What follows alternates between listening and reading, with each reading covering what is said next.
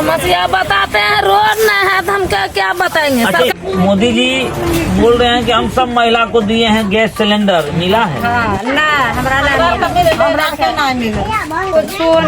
Then है, ना gas चूल्हा, ना बाथरूम। आप जब जाते हैं आंगनबाड़ी में तो ये बच्चे को मिलता है राशन पानी जो THR वाला? मैं आलमनगर विधानसभा के अंतर्गत बड़गांव गांव पहुंचा हूं। बड़गांव जो महादलित बस्ती है वहां पर मौजूद हूं। मैं आप सभी दर्शकों को बताना चाहता हूं कि चुनावी सरगर्मी जो है बिहार में लगातार जो है चुनावी की रणनीति बढ़ रही है। लगातार लोग जनप्रतिनिधि संपर्क कर रहे हैं, जनसंपर्क कर रहे हैं, लेकिन कुछ तस्वीर हम आपको दिखाएंगे वो किसान का दुख और दर्द। देखिए कि लगातार बाढ़ की पानी, बारिश की पानी की मार यहाँ के लोग झेलते हैं और यहाँ की किसान वर्ग की जो सिंचाई है, जो यहाँ के इलाके में किसानों की जो विकास की बात है, वो तस्वीर के माध्यम से हकीकत आपको नजर आ रहा होगा। मैं सरकार से कहना चाहता हूं कि लगातार आप क्षेत्र में जहां जा रहे हैं, जनप्रतिनिधि जा रहे हैं, विकास को लेकर, किसान को लेकर आप एक ऐसी कड़ी को जोड़िए, आप एक ऐसे कड़ी को सोचिए जो कि किसानों के हित में हो और किसान की कमर नहीं टूटे। बहरहाल अभी बिहार विधानसभा चुनाव की बात हो रही है और मैं पहुंचा हूँ गाँव महादलित बस्ती में, टोला में, और मैं जानने का जीरो ग्राउंड पे प्रयास करूंगा कि यहाँ की महादलित टोले में क्या कुछ विकास की रफ्तार पहुंची है या फिर यहाँ रफ्तार नहीं पहुंचा है। तमाम कई चीजें हैं। जीरो ग्राउंड पे पहुंचा हूँ, लोगों से हम बातचीत करेंगे। क्या समस्या है चाची? समस्या है यहाँ पानी में डूबते हैं। समस्या क्या है? रोड नहीं बनता है, न भरता है, कुछ नहीं देता है, कोई चीज नहीं। कैसे रहेंगे? मछली भरता है, हमको पानी जाइए, आगे जाइए, आगे जाइए, जाइए, कोई भी दिक्कत हम काट लेंगे। पानी में लाएंगे।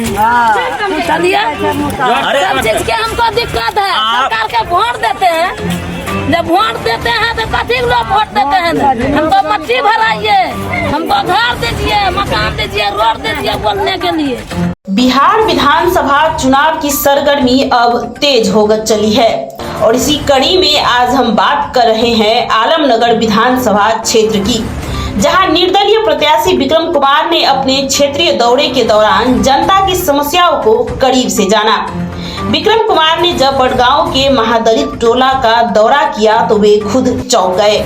यहाँ आज भी बिजली, पानी, सड़क और आवास जैसी बुनियादी सुविधाएं सिर्फ कागजों पर नजर आती है।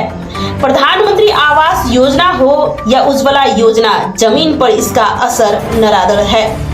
लोगों ने बताया कि वर्तमान विधायक ने उद्योग और रोजगार के नाम पर बड़े वादे किए थे, पर अब तक कोई फैक्ट्री, कोई रोजगार नहीं दिखा। महादलित परिवारों ने यहाँ तक कहा कि वोटिंग के समय उन पर दबाव बनाया जाता है और जागरूकता की कमी के चलते बार बार वही गलती दोहराई जाती है।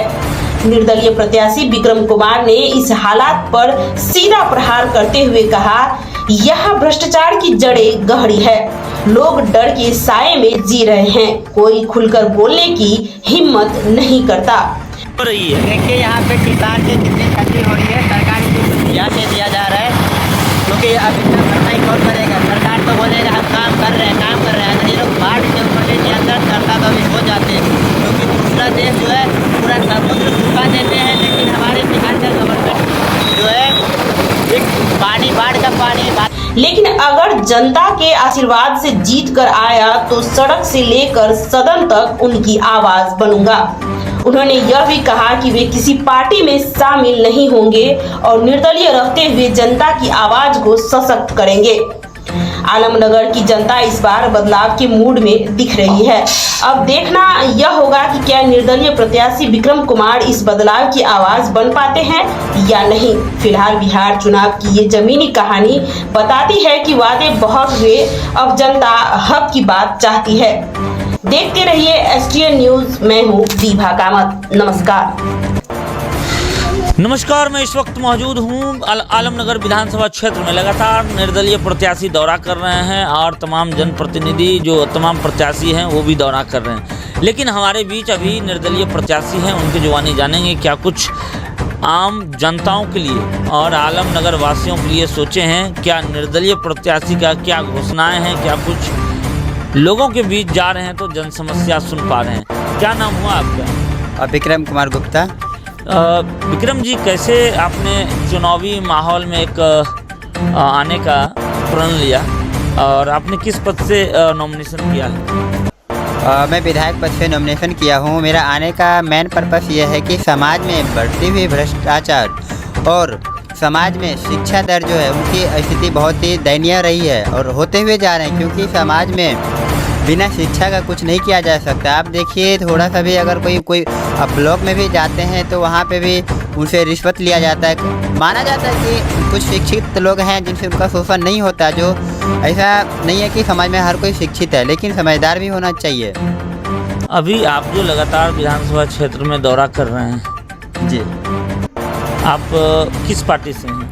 मैं निर्दलीय पार्टी से हूँ। निर्दलीय मेरा कोई पार्टी नहीं है, मेरा कोई वो नहीं है, बस मेरा सिर्फ जनता ही मेरा सब कुछ है। लेकिन आप लगातार क्षेत्र में दौरा कर रहे हैं, कई प्रत्याशी आपसे जो है दमखम में क्षेत्र में उतरे हैं, चुनावी माहौल में उतरे हैं, कई दिग्गज है और दिग्गज में दिग्गज का टक्कर है और फिर आप निर्दलीय हैं, आप पे लोग कैसे भरोसा करेगा? देखिए, पहली बात तो लोकतंत्र है, यहाँ पे हर किसी को आने का अधिकार है। दिग्गज है वो अपनी जगह है, लेकिन समाज में अगर दिक्कत भी है तो समाज में काम करे। उन्होंने अगर कर दिया होता तो आज हमें आने का जरूरत भी नहीं होती, शायद ये इसी लिए हमें आना पड़ा यहाँ पे। क्या विधानसभा की जनता से कहना चाहेंगे, मतदाताओं से? मैं सभी मतदाताओं से यही निवेदन करना चाहता हूँ कि आप लोग सोच समझ के अपना वोट, कीमती वोट दें, क्योंकि आपका वोट बहुत ही कीमती है। क्योंकि आपके एक गलत वोट डालने से कोई गलत व्यक्ति आपके समाज में आ जाए, फिर क्या हो सकता है कि फिर वही गलत व्यक्ति आपको सुने ही ना।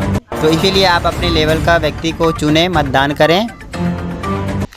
क्या इस बार आलमनगर विधानसभा की तस्वीर और तकदीर विकास की बदलेगी? बिल्कुल बदलेंगे, क्योंकि शिक्षा युवा ही बदल सकता है, समाज अगर चाहे तो। अगर समाज ही नहीं चाहेगा तो फिर तो उनके लिए कुछ और अलग कदम उठाना चाहिए।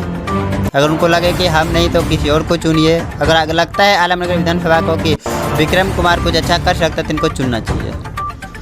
चलिए, ये हमारे साथ प्रत्याशी निर्दलीय जो कि विक्रम कुमार हैं, वो तमाम अपने जो है विकास जैसे मुद्दाओं पर बता रहे हैं, आमजनों के बीच जो है लगातार जनसंपर्क कर रहे हैं। लगातार इनका कहना है कि इस बार आलमनगर विधानसभा का तस्वीर और तकदीर विकास के लिए बदलनी चाहिए। कैमरा पर्सन के साथ मैं अनीस, आलमनगर विधानसभा मधेपुरा।